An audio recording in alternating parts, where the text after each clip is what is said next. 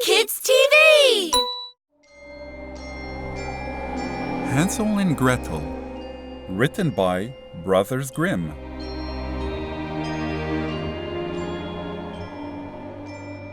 At the edge of a great forest lived a poor but kindly woodcutter with his wife and 2 children. The boy was called Hansel and the girl Gretel. Although the family was poor, the children loved to go into the forest near the cottage, playing hide and seek amongst the trees. They would marvel at the forest creatures and sometimes watch a fox run with her young cubs. The stepmother was the woodcutter's second wife, for sadly, the children's mother had died some years ago. They missed her dreadfully, for the stepmother was a sharp and spiteful woman. In the cottage, there was little food and even less money. When prices were high, they lacked even dry bread to satisfy their hunger. The worried woodcutter could not sleep at night. What will become of us, my love? How can we feed our poor children when we hardly have anything for ourselves? This is a troublesome question, dear. But for every troublesome question, there is always a solution, even if it be a difficult one. Tomorrow at dawn, let us lead the children deep into the forest, where the vegetation is thick. There we will start a fire, give each of them a piece of bread, and then we will go back to work and leave behind the children to fend for themselves. They will not manage to find their way back home, and thus we shall rid ourselves of them. Oh no, my dear. We cannot do such an evil thing. I would not have the heart to leave my children in the woods. Oh, you fool. You would rather see all 4 of us die of hunger. Why don't you shape some planks for our coffins? They argued for so long that at last the woodcutter gave in with a heavy heart. Although he was a kind man, he was weak and allowed himself to be bullied by his new wife. But how I pity those poor children. Meanwhile, the children also did not sleep, because hunger gnawed at their empty stomachs and kept them awake. They heard every word the stepmother said to their father. Gretel turned to Hansel and said, Now we're doomed. Hush, Gretel. Do not worry. I will think of something. And when the parents fell asleep, he got up, dressed, and slipped out of the house. The moon shone brightly, and white pebbles lying around the house glittered like new coins. Hansel gathered as many as he could fit in his pockets. Then he returned to the cottage and said to Gretel, Be calm, my dear sister, and sleep happily. The good Lord will not forsake us. With that, he lay down on his bed and fell asleep. At dawn, before the sun rose, the stepmother got up and woke the children. Hey, get up, you lazy children. We must all go to the forest to gather some dry firewood. Here's bread for your lunch, but do not eat it all at once, because you will not get any more.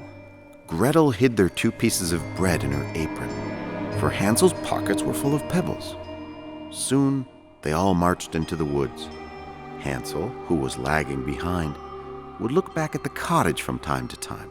Hansel, why are you looking back all the time? Hurry up! Oh, Father! I'm looking at the white kitten who's sitting on the roof and who wants to say goodbye to me. Silly boy.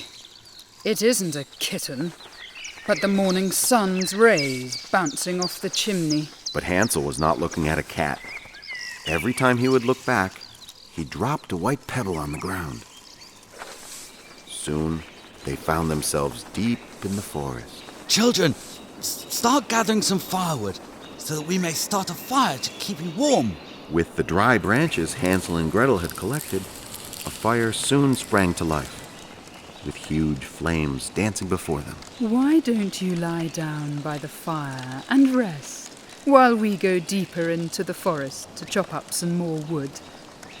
On our way back, we will wake you up, and together we will return home. Hansel and Gretel sat quietly by the fire, and at noon each ate their piece of bread. When they heard the strike of an axe, they felt happy and safe, thinking that their father was somewhere close by. But it was not an axe, but a branch which a lumberjack was dragging home, bouncing over rocks and stones, and occasionally striking a tree. After some time, sleep overcame them, and they slipped into a deep slumber. When they finally woke up, night had already fallen. Gretel began to cry. How will we get out of the woods? Just wait until the moon comes out, and surely then we will find our way.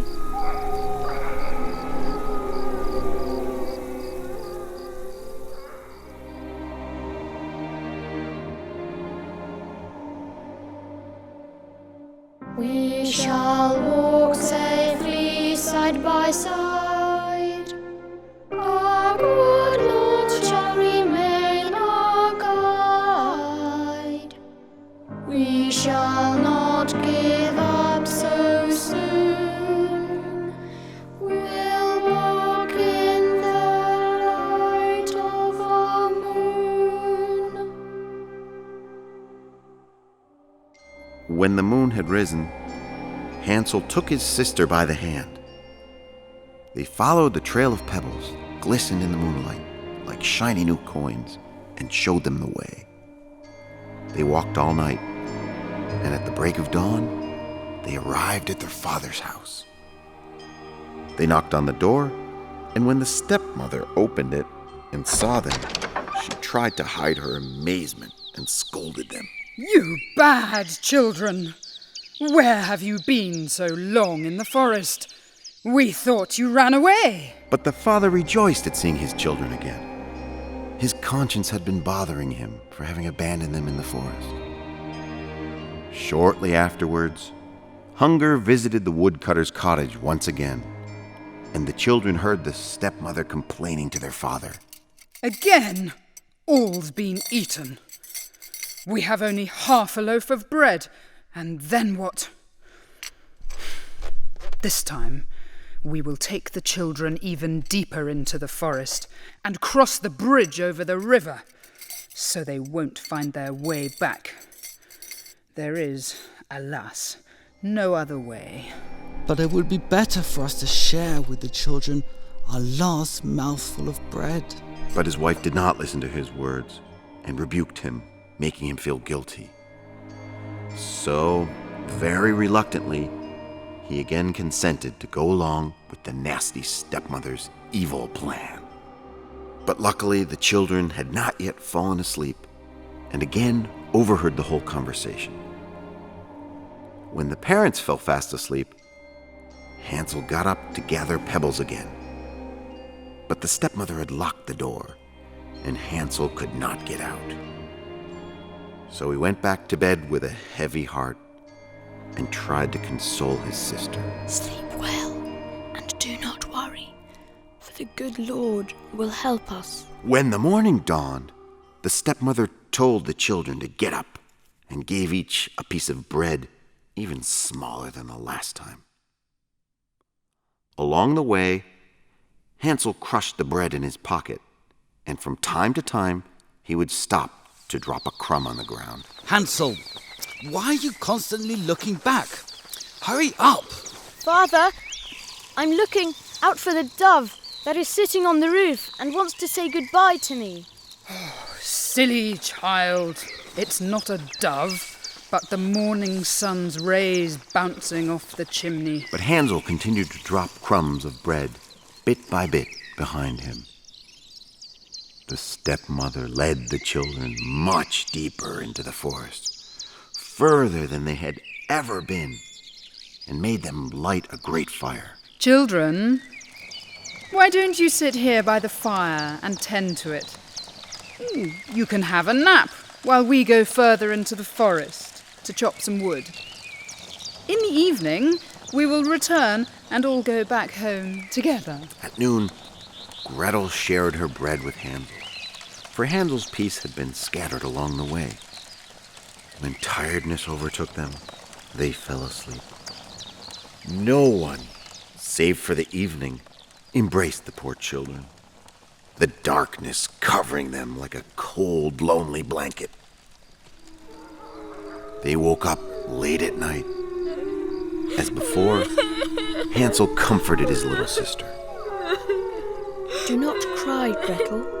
When the moon rises, the crumbs that were scattered along the way will show us the road home. But when the moon appeared, the children did not find the crumbs, for the thousands of birds living in the forest had immediately devoured them. Gretel, don't be afraid.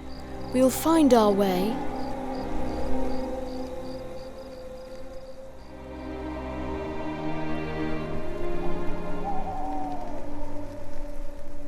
Should the